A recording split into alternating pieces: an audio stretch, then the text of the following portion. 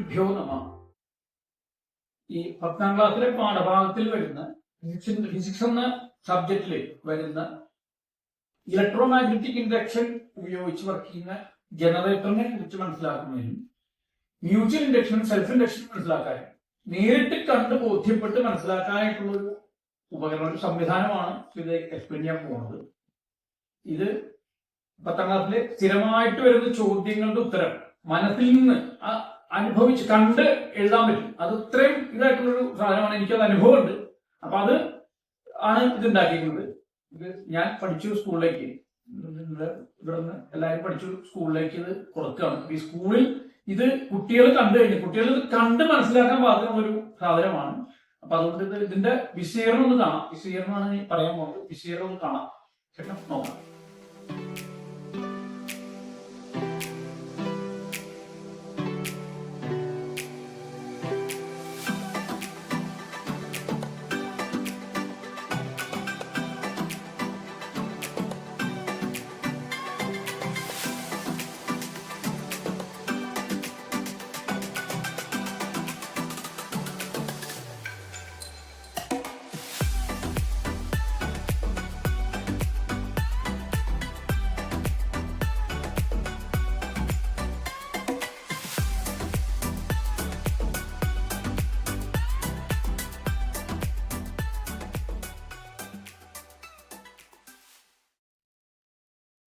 ഇതൊരു ജനറേറ്ററിന്റെ പ്രവർത്തനം കാണിക്കാനുള്ള ഒരു ഉപകരണമാണ്.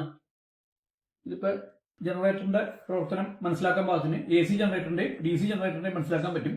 AC ജനറേറ്റർ ഇത് DC ജനറേറ്ററിൽ ഇട്ടാൽ ഇത് DC ജനറേറ്ററിനെ കാണാൻ പറ്റും. ഇങ്ങനെ ഒരു സംവിധാനമാണ്. ജനറേറ്ററിന് പ്രവർത്തിക്കുന്ന പ്രിൻസിപ്പിൾ എന്ന് പറയുന്നത് electromagnetic induction, Faraday's law of electromagnetic induction ആണ്. അതായത് whenever there is a change in magnetic flux linked with a coil, an EMF is induced in that coil. Whenever there is a change in magnetic flux linked with a coil, an EMF is induced in that coil. ഇതാണ് Faraday's law. അപ്പൊ ഇതെന്ന് പറഞ്ഞാൽ ഇപ്പൊ ഇവിടെ ഒരു field magnet, ഇത് field magnet ആണ്. ഇതിലൊരു ആർമേച്ചർ കോയിൽ ഉണ്ട്. അപ്പൊ ഈ കോയില് മൂവ് ചെയ്യുമ്പോൾ ആ കോയിലിലെ ആ മാഗ്നറ്റിക് ഫ്ലക്സ് ലൈൻസിനെ കോയിൽ കട്ട് ചെയ്യുമ്പോൾ അതിൽ EMF ജനറേറ്റ് ചെയ്യും. അതാണ് ഇപ്പം ഫാരഡേസ് ലോ പറഞ്ഞത്. അപ്പൊ അതായത് ഇപ്പൊ ഇവിടെ ഫീൽഡ് മാഗ്നറ്റ്, ഇത് ആർമേച്ചർ കോയിൽ. ഈ ആർമേച്ചർ കോയിൽ ഇപ്പൊ ഇങ്ങനെ ഇരിക്കുമ്പോൾ ഇതിന്റെ ഉള്ളിൽ കൂടി ഈ ഫീൽഡ് ലൈൻസ് മുഴുവൻ ഈ കോയിലിന്റെ ഉള്ളിൽ കൂടി പാസ് ചെയ്ത് പോവാണ്. അതുകൊണ്ട് ഇതിൽ ഉണ്ടാവുന്ന EMF 0 ആയിരിക്കും. ഇനി ഇത് റൊട്ടേറ്റ് ചെയ്ത് ഈ ഡയറക്ഷൻ എത്തിയാൽ 90 ഡിഗ്രി റൊട്ടേറ്റ് ചെയ്ത് കഴിഞ്ഞാൽ ഈ ഫീൽഡ് ലൈൻസിനെ മുഴുവനും ഈ കോയിൽ കട്ട് ചെയ്യണം. അപ്പൊ ഉണ്ടാവുന്ന വോൾട്ടേജ് മാക്സിമം വോൾട്ടേജ് ആയിരിക്കും. പിന്നെ അത് കഴിഞ്ഞ് വീണ്ടും ഓപ്പോസിറ്റ് ഡയറക്ഷനിൽ 180 ഡിഗ്രി തിരിഞ്ഞു കഴിയുമ്പോൾ വീണ്ടും കട്ട് ചെയ്യുന്നത് 0 ആണ്. ഇതിലുണ്ടാവുന്ന EMF 0 ആയിരിക്കും. ഇനി അത് കഴിഞ്ഞ് വീണ്ടും 360 ഡിഗ്രി, ഇപ്പൊ 360 ഡിഗ്രി ഇപ്പൊ 270 ഡിഗ്രി റൊട്ടേറ്റ് ചെയ്തു. 270 ഡിഗ്രിയോടും മാക്സിമം ആണ് കട്ട് ചെയ്ത് ഉണ്ടാവുന്നത്. പക്ഷെ അത് നെഗറ്റീവ് ഡയറക്ഷനിലായിരിക്കും, ഓപ്പോസിറ്റ് ഡയറക്ഷനിലായിരിക്കും മാക്സിമം. ഇനി അത് കഴിഞ്ഞ് വീണ്ടും ഇപ്പൊ 360 ഡിഗ്രി, ഇപ്പൊ 0 ആയി. ഇപ്പൊ വീണ്ടും പഴയ പൊസിഷനിലെത്തി, സ്റ്റാർട്ടിംഗ് പൊസിഷനിലെത്തി, ഉണ്ടാവണം EMF 0 ആയിരിക്കും. ഇത് AC ജനറേറ്ററിന്റെ ഒരു ഇതാണ്. അത് സ്ലിപ്പ് റിംഗ് ആണ് ഇവിടെ ഉപയോഗിച്ചിരുന്നത്. സ്ലിപ്പ് റിംഗ് കമ്മ്യൂട്ടേറ്റർ എന്നാണ് ഇതിനെ പറഞ്ഞത്. അത് AC ജനറേറ്റർ ആകുമ്പോൾ, അതായത് ഈ ഒരു എൻഡ് എന്ന് പറയുന്നത് ഇപ്പൊ ഈ എൻഡ് R2 റിംഗ് R2 ആയിട്ടാണ് കണക്ട് ചെയ്തേക്കുന്നത്. മറ്റേ എൻഡ് റിംഗ് R1 ആയിട്ട് കണക്ട് ചെയ്തേക്കുന്നത്. ഇപ്പൊ R1ഉം B1ഉം ഏത് സമയത്തും കോണ്ടാക്റ്റിലാണ്, R2ഉം B2ഉം ഏത് സമയത്തും കോണ്ടാക്റ്റിലാണ്. ഈ ഫുൾ റൊട്ടേഷനിലും R1ഉം B1ഉം കോണ്ടാക്റ്റില്, R2ഉം B2ഉം കോണ്ടാക്റ്റില്. ആ പ്രശ്നങ്ങൾ കൊണ്ട് മാറണില്ല. ഇതേ ഡയറക്ഷൻ എങ്ങനെയാണോ ഇതിൽ ജനറേറ്റ് ചെയ്യണേ അത് അങ്ങനെ തന്നെയായിരിക്കും ഔട്ട്പുട്ടിൽ കിട്ടണത്. അപ്പൊ അതാണ് ഇവിടെ കാണിച്ചേക്കുന്നത്. ഇതില് 0 നിൽക്കുമ്പോൾ ഇത് 0, ഇത് കഴിഞ്ഞ് 90 ഡിഗ്രി ആകുമ്പോൾ മാക്സിമം കഴിഞ്ഞ് ഓപ്പോസിറ്റ് ഇവിടെ എത്തി 0 ആയി. പിന്നെ ഓപ്പോസിറ്റ് ഡയറക്ഷൻ തിരിയാണ്. ഓപ്പോസിറ്റ് ഡയറക്ഷനിലാകുമ്പോൾ നെഗറ്റീവ് മാക്സിമം ആയി, പിന്നെ വീണ്ടും 0 ആയി. ഇതാണ് AC. ഇതാണ് AC ജനറേറ്ററിന്റെ പ്രവർത്തനം. ഇനിയിപ്പോൾ ഇത് AC ജനറേറ്ററിനെ കുറിച്ചാണ് പറഞ്ഞത്. ഇനിയിപ്പോൾ ഇങ്ങനെ DC ജനറേറ്റർ ആണെങ്കിൽ ഇതിൽ തന്നെ അത് കാണാനുള്ള സംവിധാനമുണ്ട്. ഇതിങ്ങനെ നീക്കിയിട്ട് കഴിഞ്ഞാൽ ഇപ്പൊ ഇത് DC ജനറേറ്റർ ആണ്. ഇതിലുണ്ടാവുന്നത് ഇവിടെ വന്നിട്ട് വ്യത്യാസം വന്നേക്കുന്നത് ഇവിടെ സ്പ്ലിറ്റ് റിംഗ് കമ്മ്യൂട്ടേറ്റർ ആണ്. സ്പ്ലിറ്റ് റിംഗ് എന്ന് പറഞ്ഞാൽ ഒരു റിംഗ് സ്പ്ലിറ്റ് ആയിട്ട് വെച്ചിരിക്കുകയാണ്. ഇവിടെ ഒരു റിംഗ് അനുസരിച്ച് സ്പ്ലിറ്റ് ആയിട്ട് വെക്കുക. R1 എന്ന് പറയുന്നത് ഈ ഹാഫാണ് R1 എന്ന് പറയുന്നത്, ഈ ഹാഫിനെ R2 എന്ന് പറയുന്നത്. അപ്പൊ അങ്ങനെ രണ്ടും സ്പ്ലിറ്റ് ചെയ്ത് വെച്ചിരിക്കുകയാണ്. ഇവിടെ ഇവിടെ ഒരു 0 നിൽക്കുമ്പോൾ B2 R2 തമ്മിൽ കോണ്ടാക്ട് വന്നു, B1 R1 തമ്മിൽ കോണ്ടാക്ട് വന്നു. ഇപ്പൊ ഇത് തിരിഞ്ഞ് ഈ ഡയറക്ഷനിലെത്തിയപ്പോൾ കോണ്ടാക്ട് ചെയ്യുന്ന റിങ്ങുകൾ അങ്ങോട്ട് മാറി. അതായത് B2 ഇപ്പൊ കോണ്ടാക്ട് ചെയ്യുന്നത് R1ലും B1 R2ലുമാണ്. ഇത് കഴിഞ്ഞ് ഡയറക്ഷൻ തിരിയുമ്പോൾ വീണ്ടും തിരിച്ച് പഴയ പോലെ വന്നു. B1 R1ലും കോണ്ടാക്ട് ചെയ്തു, B2 R2ലും കോണ്ടാക്ട് ചെയ്തു, പഴയ പോലെ വന്നു. അപ്പൊ അങ്ങനെ ഇവിടെ എന്ത് പറ്റുന്ന വെച്ചിട്ടുണ്ടെങ്കിൽ ഇവിടെ വന്ന ഡയറക്ഷൻ 0,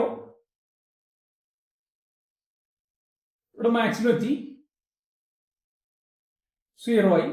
ഇത് കഴിഞ്ഞപ്പോ റിങ്ങുകൾ അങ്ങോട്ടും ചേഞ്ച് ചെയ്യും. അതുകൊണ്ട് B2ലും B1ലും വന്ന ഡയറക്ഷൻ മാറുന്നില്ല. ആ ഡയറക്ഷൻ അതേ ഡയറക്ഷൻ തന്നെ മാക്സിമം ആയി, ഇവിടെ 0 ആയി.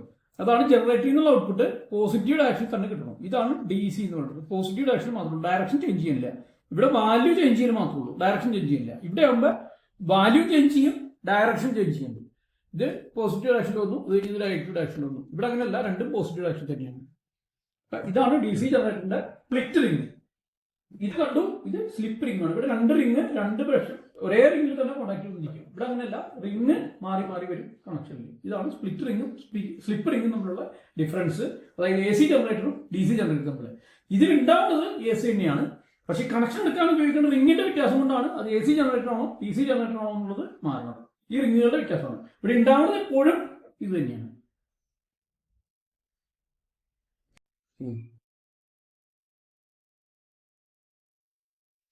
ഇത് മ്യൂച്വൽ ഇൻഡക്ഷനും സെൽഫ് ഇൻഡക്ഷനും അതുപോലെ തന്നെ AC DC വ്യത്യാസമൊക്കെ മനസ്സിലാക്കാനുള്ള ഒരു ഉപകരണമാണ്.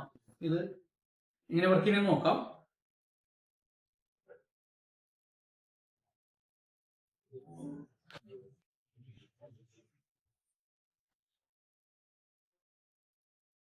ഇതിന്റെ പാർട്ടുകൾ എന്ന് പറഞ്ഞാൽ ഇപ്പൊ രണ്ട് കോയിലുണ്ട്. രണ്ട് കോയിലുണ്ട്. ഇതൊരു അയൺ റോഡാണ്. പിന്നെ ഇതൊരു സ്റ്റെപ്പ് ഡൗൺ ട്രാൻസ്ഫോമർ ആണ്. ഇതിലിപ്പോ AC 230 വോൾട്ട് AC വന്നു, ഇത് 12 വോൾട്ട് AC ആയിട്ട് കൺവേർട്ട് ചെയ്യും. ഇത് സ്റ്റെപ്പ് ഡൗൺ ചെയ്യുന്നു. അത് കഴിഞ്ഞ് ഇവിടെ ഒരു റെക്ടിഫയർ വെച്ചിട്ടുണ്ട്. ഡയോഡും കപ്പാസിറ്ററും ഫിൽറ്റർ ആണ്, ഡയോഡ് റെക്ടിഫയർ ആണ്. അപ്പൊ കപ്പാസിറ്ററും ഡയോഡും വെച്ചിട്ട് ഒരു DC പ്രൊഡ്യൂസ് ചെയ്യുന്നുണ്ട്. അപ്പൊ AC ഇവിടുന്ന് AC ഡയറക്റ്റ് ഇവിടെ നിർത്തിട്ടുണ്ട്, DC ഇട്ടത്. ഇവിടെ 12 വോൾട്ട് ACയും 12 വോൾട്ട് DCയും ഇതിൽ കൊടുത്തിട്ടുണ്ട്.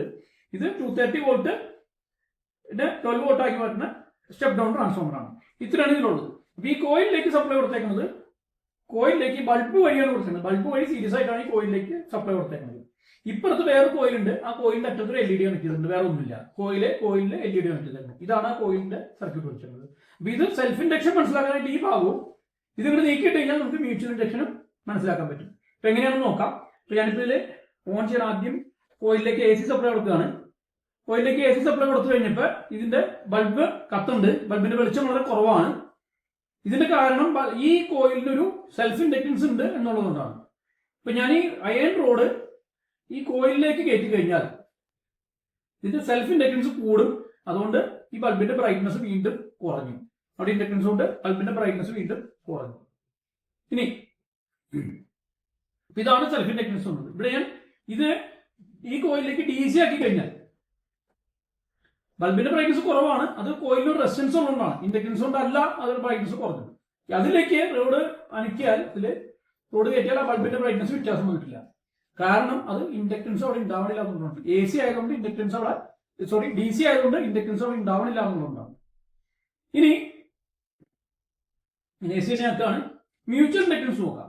മ്യൂച്വൽ ഇൻഡക്ഷൻ നോക്കാനായിട്ട് ഈ കോയിൽ ഞാനാണ് നീക്കി വെച്ചു. അപ്പൊ ഈ കോയിലിന്റെ ഉള്ളിലെ മറ്റേ കോയിലായി. അപ്പൊ ഇതിലുണ്ടാവണ മാഗ്നറ്റിക് ഫ്ലക്സ് കൊണ്ട് ഉണ്ടാവുന്ന ചേഞ്ച് കൊണ്ട് മറ്റൊരു ഒരു EMF ഇൻഡ്യൂസ് ചെയ്യും. പക്ഷെ ഇവിടെ EMF ഇൻഡ്യൂസ് ചെയ്തിട്ടില്ല, ചെയ്യുന്നത് വളരെ കുറവാണ്. കാരണം ഇതിന്റെ ഇടയ്ക്ക് കോറില്ലാത്തതുകൊണ്ട്. ഇതിന്റെ ഇടയ്ക്ക് ഒരു അയൺ കോർ കൂടി വെച്ചാൽ ഇതിലുണ്ടാവുന്ന ഇൻഡക്റ്റൻസ് കൂടുതലായിരിക്കും. അതുകൊണ്ട് ഈ LED കത്തി. ഇപ്പൊ ഇതില് ഉണ്ടാവുന്ന ഇൻഡ്യൂസ്ഡ് EMFന്റെ വാല്യൂ ഈ കോറിനെയും കൂടി ഡിപ്പെൻഡ് ചെയ്യും. അതുകൊണ്ടാണ് ഇത് ഇപ്പൊ മാക്സിമം ആയി. അതുകൊണ്ടാണ് ഈ LED കത്തിയത്. ഇപ്പൊ കോയിൽ എടുത്തു കഴിഞ്ഞാൽ ഇത് വന്നില്ല. ഇനി ഇത് ഞാൻ DC ആണെങ്കിൽ ഇവിടെ മ്യൂച്വൽ ഇൻഡക്ഷൻ ഉണ്ടാവണില്ല. നേരത്തെ അതേ ബ്രൈറ്റ്നസിലാണ് ബൾബ് കത്തിക്കൊണ്ടിരിക്കുന്നത്. മ്യൂച്വൽ ഇൻഡക്ഷൻ ഉണ്ടാവണില്ല. അതുകൊണ്ട് ഇത് കത്തുന്നില്ല, ഈ LED കത്തിയിട്ടില്ല. അവിടെ മ്യൂച്വൽ ഇൻഡക്ഷൻ അവിടെ ഉണ്ടാവണില്ല DC ആയതുകൊണ്ട്.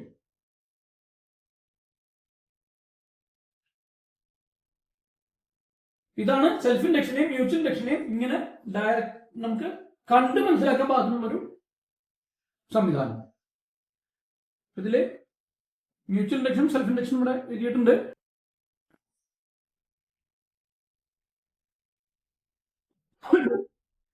When an alternating current passes through the coil, the magnetic flux induced in it changes. Hence, an EMF, electromotive force, is induced in a nearby secondary coil. This phenomenon is called mutual induction. അതായത് നമ്മളൊരു alternating current ഈ കോയിലിലേക്ക് pass ചെയ്തിട്ടുണ്ടെങ്കിൽ ഇതിലെ pass ചെയ്യുന്ന കറണ്ടിന്റെ change ഉള്ളതുകൊണ്ട് ഇതിലുണ്ടാവുന്ന magnetic ഫ്ലക്സും change ചെയ്തുകൊണ്ടിരിക്കും. ഈ ചേഞ്ച് ചെയ്തുകൊണ്ടിരിക്കുന്ന മാഗ്നറ്റിക് ഫ്ലക്സിന്റെ ഉള്ളിലാണ് ഈ കോയിൽ ഇരിക്കുന്നത്. അതുകൊണ്ട് ഈ കോയിലിൽ ഫാരഡേസ് ലോ അനുസരിച്ച് ഒരു EMF ഇൻഡ്യൂസ് ചെയ്യും. ആ EMF കൊണ്ടാണ് ഈ ബൾബ് കത്തിക്കുന്നത്. കോയിൽ കയറ്റി കഴിയുമ്പോൾ അതിലുണ്ടാവുന്ന EMF കൂടുതലായിരിക്കും, അതുകൊണ്ട് അത് കത്തി. ഇതാണ് മ്യൂച്വൽ ഇൻഡക്ഷൻ. ഇനി സെൽഫ് ഇൻഡക്ഷൻ എന്ന് പറഞ്ഞാൽ ഈ കോയിലിൽ ഉണ്ടാവുന്ന ഒരു മാഗ്നറ്റിക് ഫ്ലക്സിലുള്ള ചേഞ്ച് കൊണ്ട് ആ കോയിലിൽ തന്നെ ഒരു EMF ഇൻഡ്യൂസ് ചെയ്യും. അത് ഈ ഫ്ലോയെ ഒപ്പോസ് ചെയ്യും. അതാണ് അതിന്റെ ബാക്ക് EMF എന്ന് പറയുന്നത്. അത് ആ ഇൻഡ്യൂസ്ഡ് EMF ബാക്ക് EMF എന്നാണ് പറയുന്നത്. സെൽഫ് ഇൻഡക്ഷനും ഇവിടെ എഴുതിയിട്ടുണ്ട്.